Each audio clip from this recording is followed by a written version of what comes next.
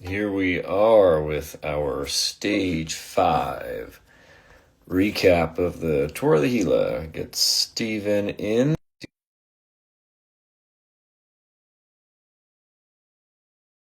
Join here in just a sec.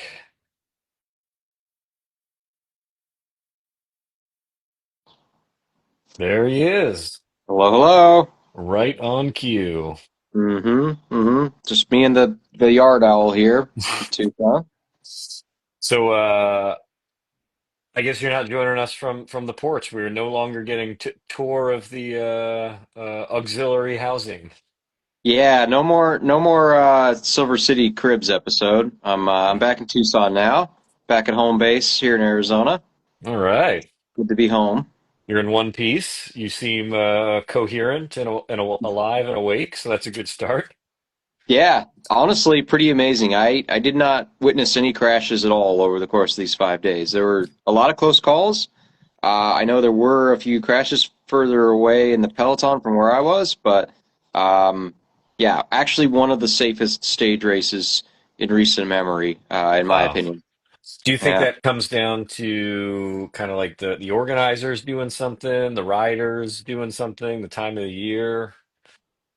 I think um, I think a lot of it could be due to some of these stages were like stage five was just really hard, and it was just full throttle the entire time. And when it's that fast, actually, it's a bit safer because things are more strung out. You're not packed up as tightly. Same goes for the criterium. You know, we set the basically the record for the 40 laps criterium course this year because it was just so stinking fast. There's not a lot of chances for overlapping wheels and getting into bad situations and crashing like Hmm. that. So um, yeah, I guess on the topic of safety though, that does kind of dovetail nicely into stage five and some of the course changes there. Yeah. So Yeah, give us yeah, the full recap. yeah. So stage five supposed to be the queen stage, you know, the hardest stage of the entire race.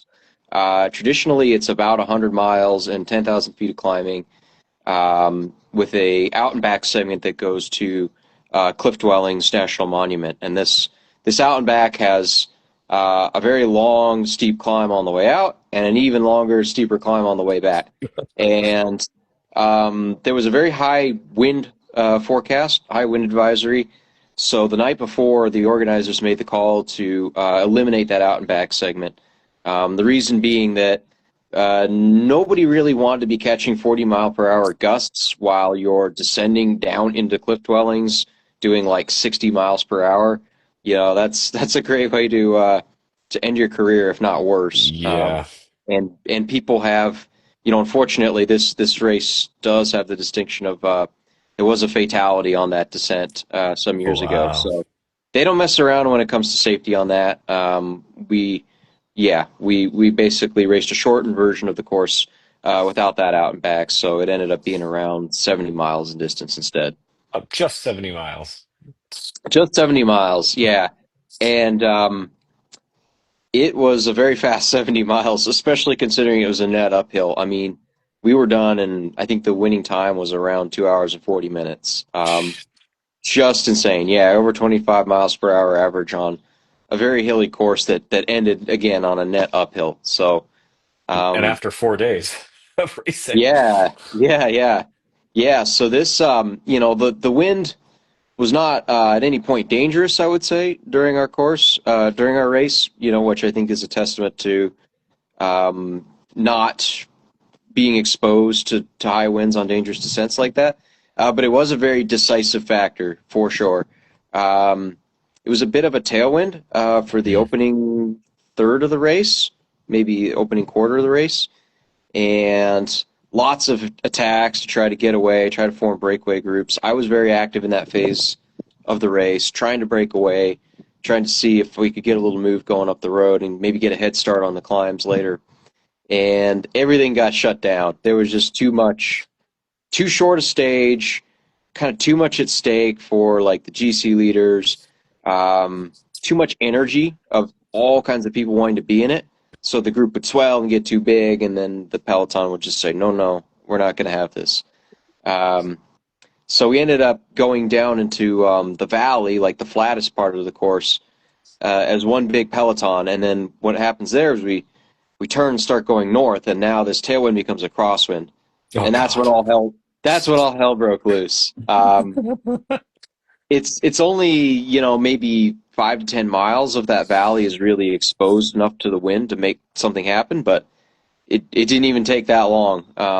Pretty much from the moment we turned, um, sort of the first group on the road really just started drilling it, and yeah, the race really split apart. I mean, you probably know a little bit about the dynamics that wind can play in a race, but Sure. um, maybe for some listeners or viewers who don't know as much about it, um, drafting is obviously very important in road cycling, and when you have a strong crosswind, everybody will be staggered next to each other to try to shelter from the wind coming from the side. Now, if we have 100 guys, we can't go 100 guys wide across the road. It's basic math, right? We could go maybe 10 guys across. So then everybody's kind of fighting to try to be in there, but they can't. So you'll get maybe one, maybe two groups, and everybody else is chasing, trying to get in, and it's just carnage. So um, I ended up unfortunately on the wrong side of that, and I was basically chasing the entire way through this valley, and we got like so close. My little group of 6 guys, we got to within maybe 30 seconds of making it back in the group, and we just couldn't close it up because the tempo was just so high the whole time. Wow. And yeah, I'm definitely very disappointed about that. I should know better than that, as an experienced racer. But sometimes you have to get burnt to remember that fire is hot. Yeah. And um, yeah, it was definitely a hard lesson in being aware of the wind direction, how that can influence the race. Right. Yeah, I mean, I've seen some of the videos from the different races across the world where there's just like this really weird diagonal line, and then following Hmm. that is another really weird diagonal line of Hmm. riders across the road, and I'm like, what the heck is going on there? So, They're um, fighting for their damn lives. That's what's going on. yeah, I mean, even just doing my just normal training rides around here where the wind picks up, all you want to do is like get out of the way and sit down and Hmm. cry. So I can't imagine that in the 70-mile race after 4 days. Yeah, yeah. Yeah, it was rough, Um, but my teammates did pretty well. Most of my yeah, teammates managed to make it into the second group that then eventually stitched up to the first group. And my teammate Braden turned in a pretty good climb and a pretty good finish. I think he finished like top 20 overall and fifth in the youth classification. So awesome. super positive result for him as on his first UCI race and his first Pro One stage race. So Mm, really excited to see what the future brings for Braden. that's great. Yeah, I mean, how's the team feeling overall? I guess it sounded like pretty tough competition, some heavy hitters who you're probably going to see throughout the rest of the year.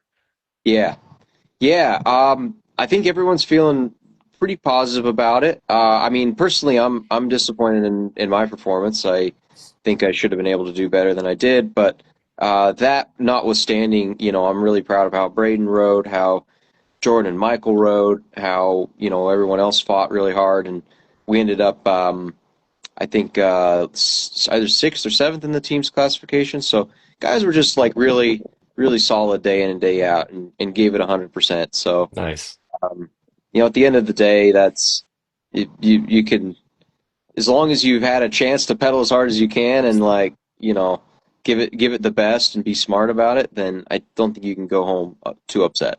Totally. Well, and hopefully next time you don't arrive fresh off of getting better from being sick. I'm sure that didn't help. Yeah, yeah, it's been rough. Um, what's on the menu for recovery week coming up here? Because I think that'll probably feel good. Well, I wish it was a recovery week. I'm headed straight to Washington for Tour de Bloom. Oh wow. First stage starts on Friday, so that's another 5 day stage race. Oh my gosh. This will be my first time racing Tour de Bloom, and I don't believe anybody else on the team has raced it. So Wow. um, yeah, I'm going to be out there solo. So I got a couple days here to get my legs back under me and finish clearing this crud out of my lungs, and then Yeah. we're doing it all over again. Some home cooked meals, your own bed. Yeah, I'm yeah. sure, I'm No sure more all that'll airbag. help. Well, I think we can probably send you some recovery resources, Hmm. 8 hours of sleep and all that good jazz. But yeah, I guess any final thoughts about kind of the whole event, all stages combined now that we're a day beyond the finish? Yeah, I mean, it's just a reminder to me of how switched on you need to be, in road races. A moment's inattention, not fighting, thinking everything's fine, everything's cool, and not realizing that, oh, as soon as we make this turn, the race is going to blow apart. Yeah, You got to be. We joke, but like you're either locked in or you're locked out. And fair enough. I think what I took from this is, there's always room for growth in terms of racing tactics and all of that, um, tactics and strategy, and you can always be identifying things to work on, things to improve on, and carry that forward to the next one. So it's been really fun, racing with the team over the last 5 days. But I'm also kind of excited to see what I can do, kind of as a lone wolf in this upcoming Tour de Bloom. So. Yeah, I was gonna say it's been really nice doing the recaps. It's actually been Mhm. a lot of fun on my end, just on a personal level, being able to check in at the end of the day, hearing it, chatting. And if you got time up at Tour de Bloom, man, happy to do more check-ins if you want to do recaps. Mhm. I'm sure all of our folks, all of the millions of subscribers that we have, Are would love waiting to with hear it as bated well. breath. Yeah. It's so many I can't count right now. Give Um, the people the content they crave, my man. That's right. But yeah, and then hopefully when you got home or wherever you are, you have some recovery and nutrition stuff that arrived. Hmm. And Hmm. you have that ready for the next race there. Yeah, man.